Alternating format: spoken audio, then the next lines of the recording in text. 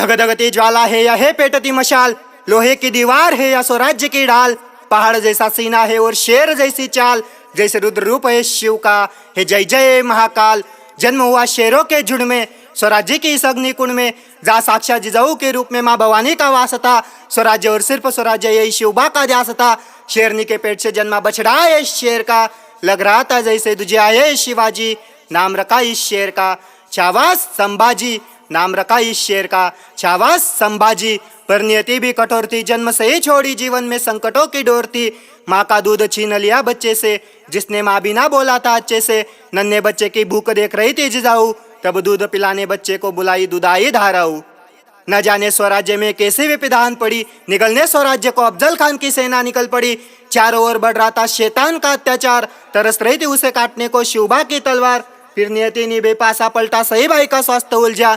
घनघोर दुविधा की इस घड़ी में स्वराज्य को चुना वीर शिवाजी ने, निकले माँ धरती का ऋण चुकाने, अफजल को उसकी औकात बताने।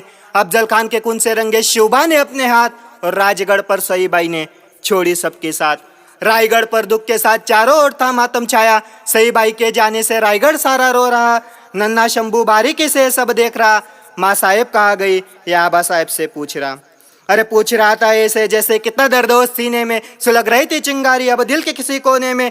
दुख दर्द पीड़ा से स्वराज्य अब धीरे धीरे संभल रहा, किलों का हरा परचम अब भगवे में बदल रहा।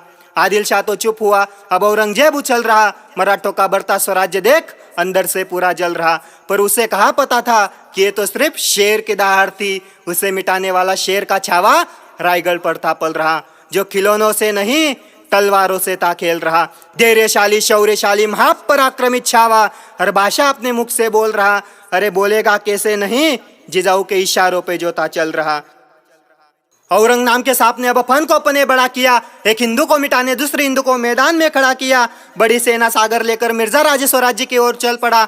आने वाला तूफान नहीं सुनामी देख राजे को बढ़ाया कदम पीछे लेना पड़ा। मजबूरी में मिर्जा के साथ तह राजे को करना पड़ा, 30 किलों के साथ पुरंदर मुगलों को देना पड़ा। एक मराठे के जबान पर मिर्जा को संदेह था, बदल जाएगा बाद में शिवा। इस डर से 8 साल के संभाजी को बतौर जमानत रखा। स्वराज्य के खातिर राजे को अपने दिल के टुकड़े को मुगलों के हवाले करना पड़ा। पर संभाजी कोई बालक नहीं, आग का एक गोला था, जिसे मिर्जा ने बड़ी मुश्किल से झेला था। राजकारण में शंभू ने अब पहला कदम अपना डाला था।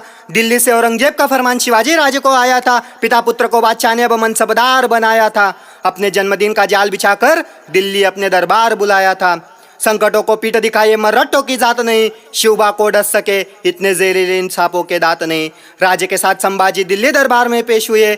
गर्दन झुकाए मुगलों के मराठी सरदार बेशर्मों की तरह खड़े हुए, और आंखें उठा के दिल्ली तख्त को स्वराज्य के दोनों शेर देख रहे।